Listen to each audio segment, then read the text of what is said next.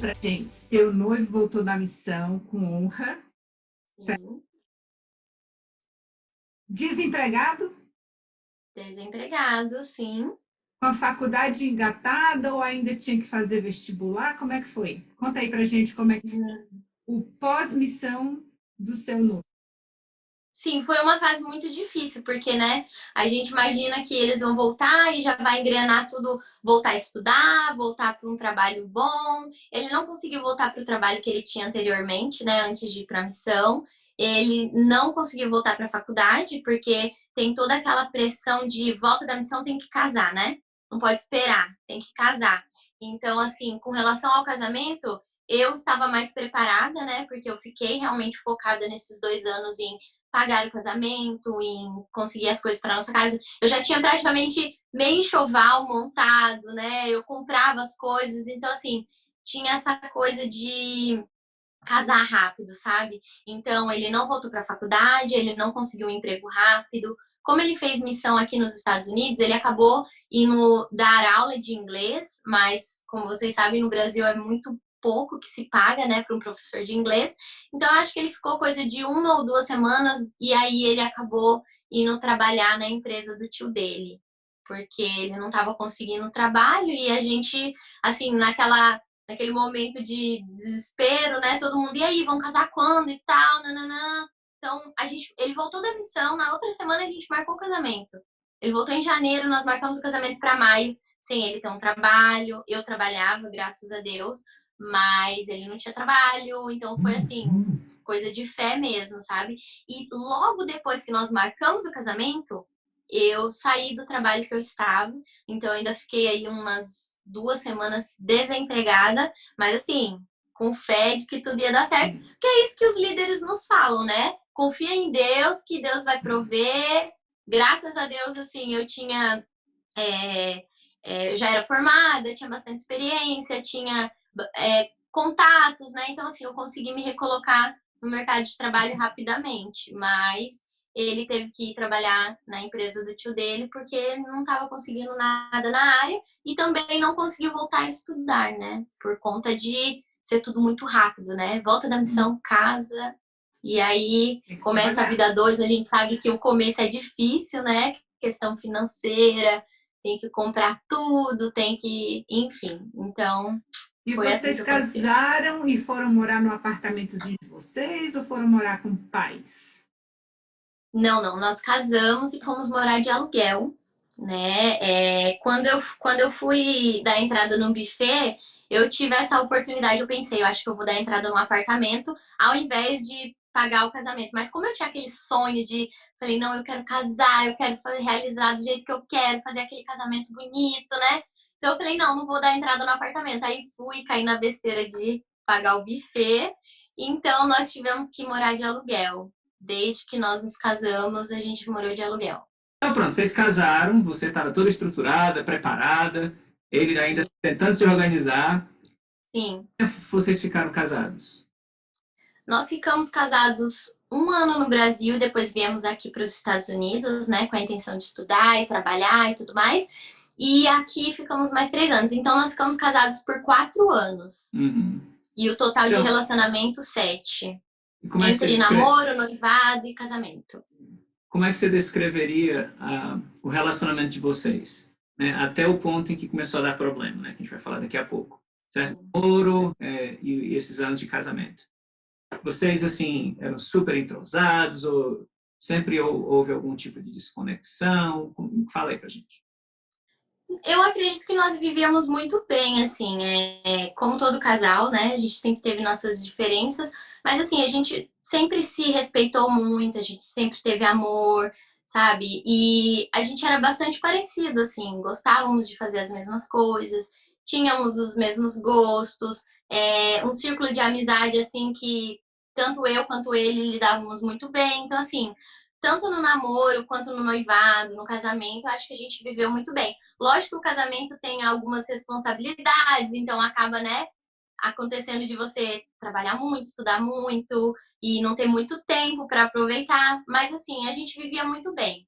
Eu não tenho nada que falar, assim. Acho que se não fosse a igreja, provavelmente a gente estaria juntos. Me conta aí, qual foi a melhor coisa que a igreja te deu na tua vida? De ensinamento, de experiência, que é uma coisa. Eu ia perguntar isso, né? A sintonia é boa, né? É.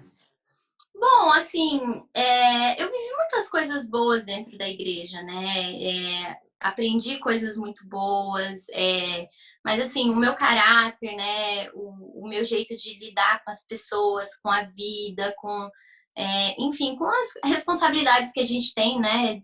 Tudo na vida, assim, eu sempre aprendi muitas coisas boas, mas assim, é engraçado que parar para pensar em alguma coisa muito boa que me aconteceu dentro da igreja, assim, eu não tenho, eu não sei dizer, sabe? Eu acho que eu fui só indo contra a minha vontade com algumas coisas, fui seguindo a manada, sabe? Então, assim, eu não tenho nenhuma experiência que eu possa dizer que, tipo, me marcou positivamente. Eu acho que eu aprendi muitas coisas, sim, mas coisas que eu poderia ter aprendido em qualquer outra igreja, né? Ser honesto, ser bom, ser casto, esse tipo de coisa, eu sempre aprendi na igreja católica, sabe? Então, assim, eu não tenho nada para falar assim, nossa, graças à igreja eu decidi estudar, eu decidi ser uma pessoa do bem. Não, eu já fazia isso antes, sabe?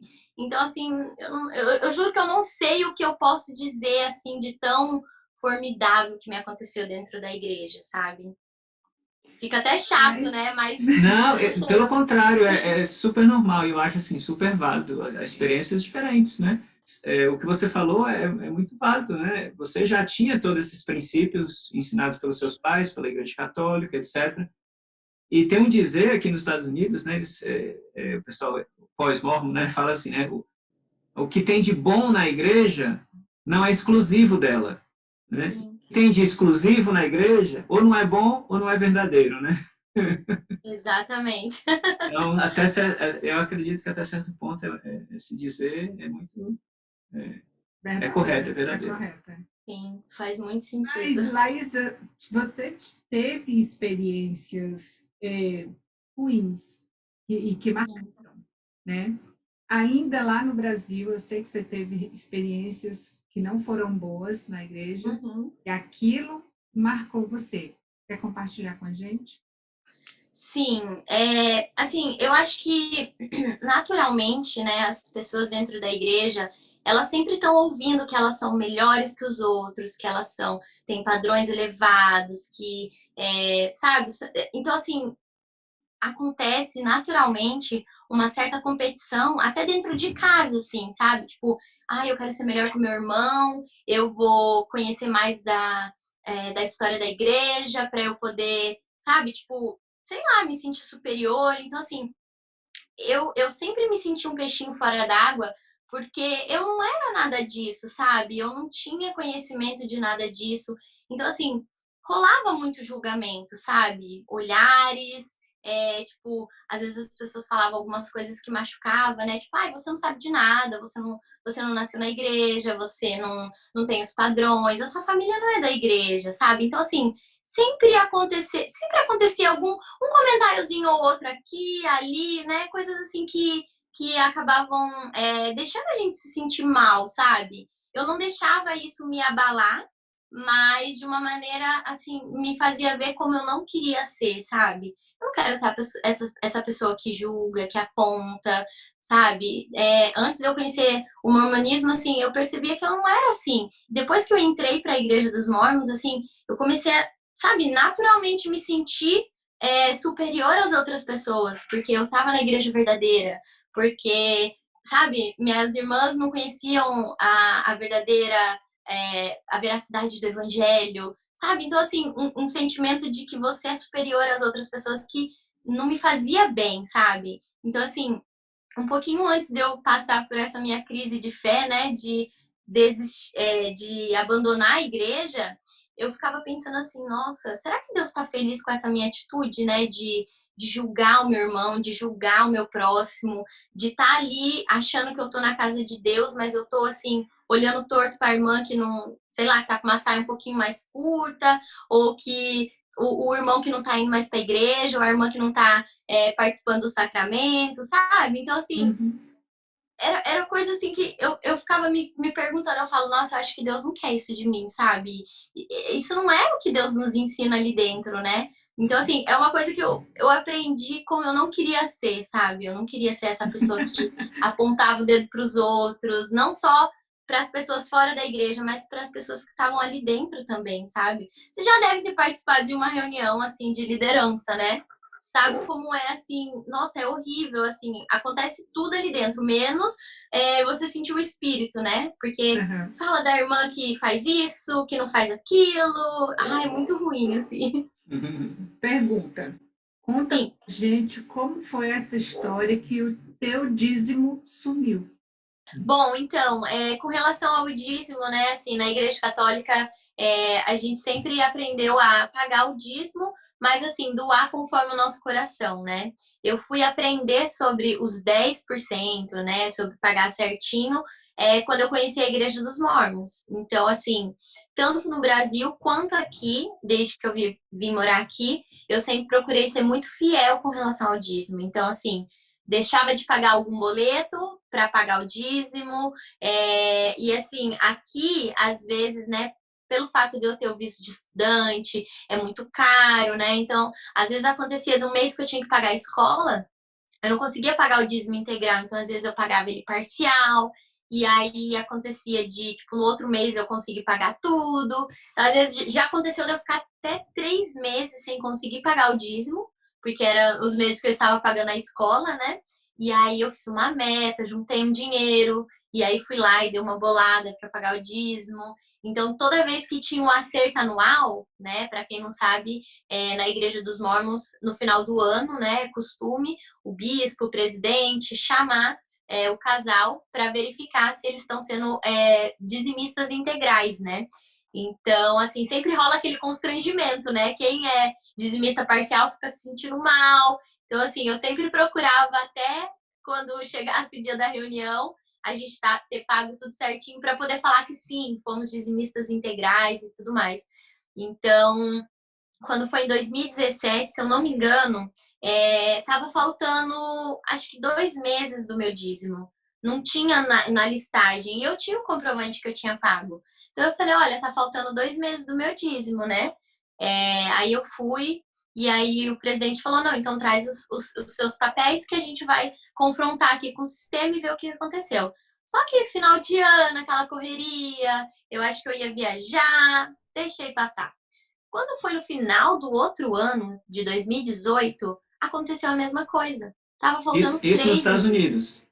aqui nos Estados Unidos, exatamente. Uhum. Nos Estados Unidos. No Brasil eu assim, não me atentei, né? Mas aqui foi aqui. Então, aconteceu a mesma coisa, só que estavam faltando 3 meses. E nós sabemos, aqui nós trabalhamos muito, né? Assim, são valores significativos. Então, eu falei, não, tá faltando. E aí eu falei, não, agora eu não vou fazer vista grossa mais. Agora eu vou pegar minhas papeletas e vou confrontar com o sistema, vou falar com a presidência e tudo mais. E aí, quando eu levei todos os papeizinhos, né, que eu sempre guardei tudo muito organizadinho. Então, quando eu levei lá, aí um dos 3 meses tinha sido lançado pro meu ex. Ok. Então, eles passaram pro meu sisteminha lá, né?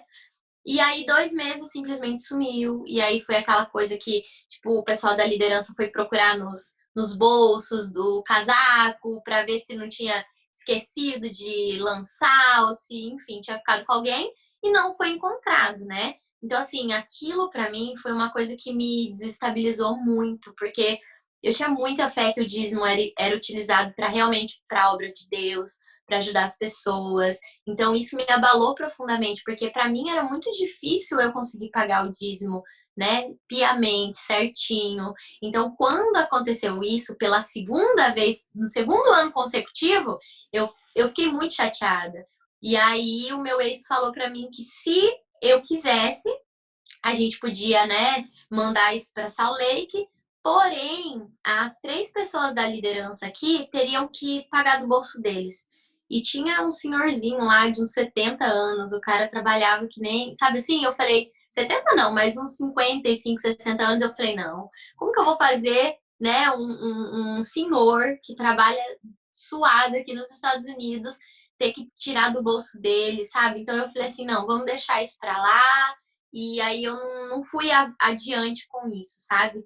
Mas no fundo eu fiquei muito chateada, muito mesmo, porque o fato da igreja não pagar para o presidente, tipo que nem pastor que tem um salário, padre, isso para mim era uma coisa assim que eu admirava muito, né? Então eu realmente achava, não, essa igreja realmente é a igreja verdadeira, porque ninguém recebe para trabalhar aqui. Então, quando aconteceu isso, eu falei, meu Deus, como assim, né? Eu sabia que era um erro de homens, mas aquilo me abalou. Foi assim a primeira, digamos que a primeira crise de fé que eu tive depois de todos esses anos na igreja. E falando de dízimo, né, se você perguntar para um membro, o dízimo é obrigatório na igreja? Todo membro vai dizer, não, não é, é voluntário, né? Tá nas escrituras, mas você tem que fazer e tal. Mas tem, como você falou, essa prestação de contas todo ano, né? Você vai lá sentar com o bispo e vai dizer, eu paguei 100%, então não paguei total, né, o dízimo. Aí você se sente todo constrangido, vai tentar dar uma desculpa, por quê e tal. E não paga para ver, né? E já aconteceu... Não vai pro templo. Exato, eu queria dizer, né? Já aconteceu comigo, eu como líder na igreja, convidar, né? A irmã veio, e ela não tinha pago o dízimo todo, eu falei, irmã, eu vou ter que tirar a sua recomendação para o templo, né? E ali foi um super constrangedor, né? Então, você pode perder o seu chamado, você pode ter uma série de consequências, né? É voluntário? Mas é igual, assim, é voluntário também com um bandido colocar a arma na sua cabeça, passa o dinheiro. Você tem uma escolha, você pode não dar o dinheiro. Exatamente. Né? A consequência é que é terrível, né?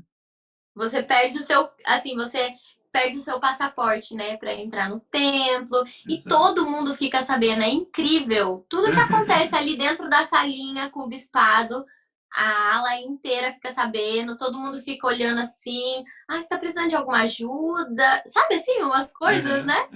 Então, infelizmente, assim, não é obrigatório, mas todos somos, né? Nos sentimos coagidos a pagar o dízimo. Laísa, me fala sobre a tua experiência no templo. Bom, a minha primeira experiência no templo, né? Eu ainda não era. Eu já era batizada, então eu fui fazer o batismo vicário, né? O batismo pelos mortos.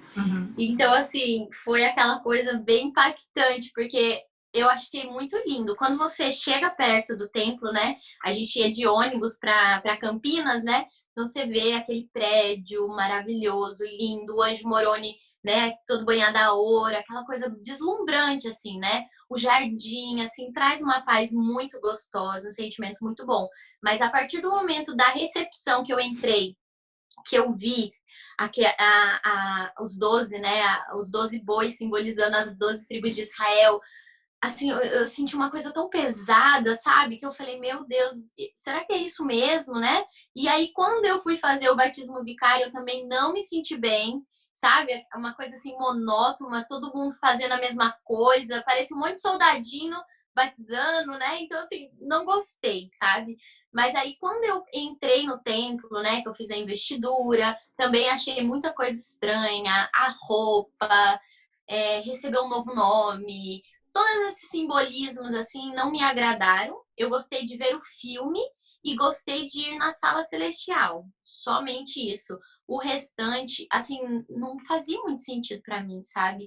E uma das respostas que eu tive, que foi, assim, eu posso dizer que foi o terceiro motivo de eu ter saído da igreja.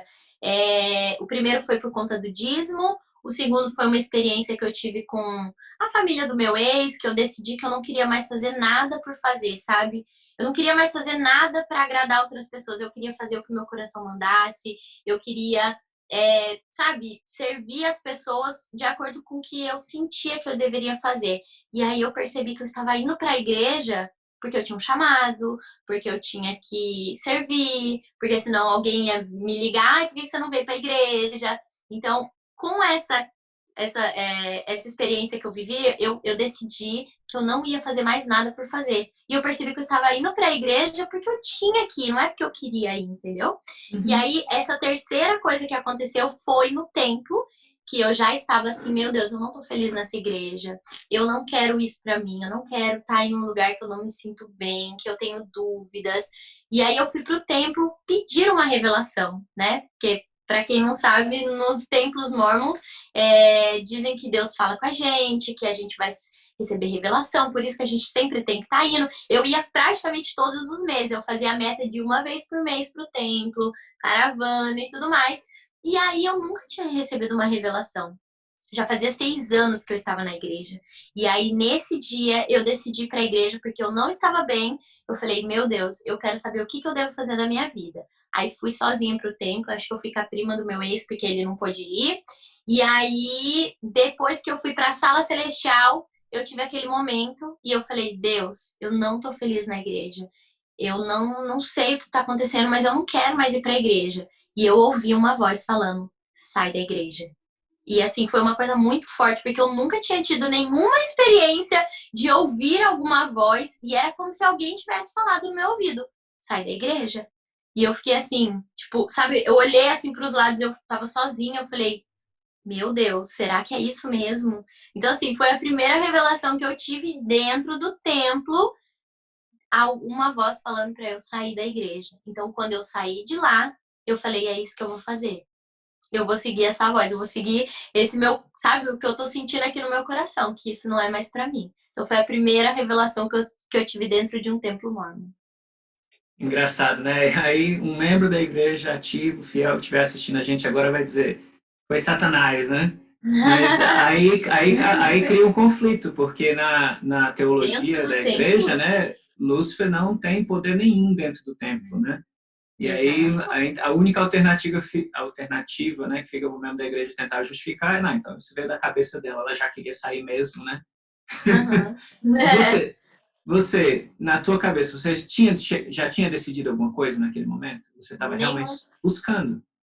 nenhum momento eu pensei em sair da igreja. Eu Uhum. só queria entender por que eu não estava feliz lá dentro. Por que eu estava assim, fazendo uma coisa que não era o que eu queria fazer, sabe? Eu não estava acordando para ir na igreja no domingo com prazer, com vigor, sabe aquela coisa? Hoje mesmo eu acordei mais cedo para ir para a igreja porque eu senti vontade de ir, sabe? E eu não Uhum. estava fazendo isso com o meu coração. Então eu fui para o templo para pedir uma revelação para Deus me fazer entender o que estava acontecendo, por que eu não queria mais ir para a igreja.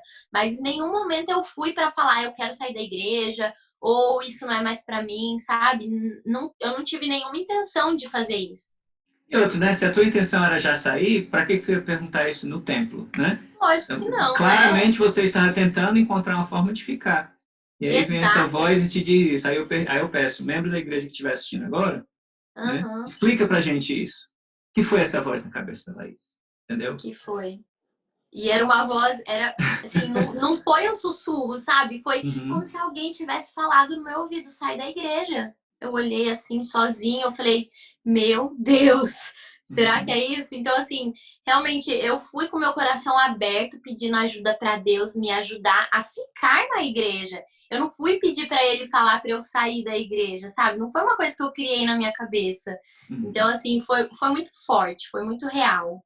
Então, foi a partir daí que você resolveu, né, sair da igreja, assim, simplesmente, vou sair.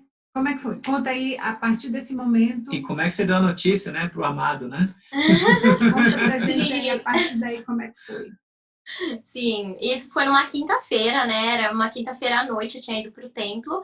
E aí eu voltei pra casa, assim, toda perdida, né? Eu falei, meu Deus, como que isso aconteceu, sabe? Então, assim, como eu não tinha nenhuma amiga, assim, muito próxima dentro da igreja para eu compartilhar isso, para eu falar. Então, assim, de quinta a domingo, eu fiquei tentando assimilar tudo isso, sabe? Eu não falei com o meu ex, não contei para nenhuma amiga, até mesmo porque a minha melhor amiga não era da igreja, ela nem sabia como que funcionavam as coisas, né?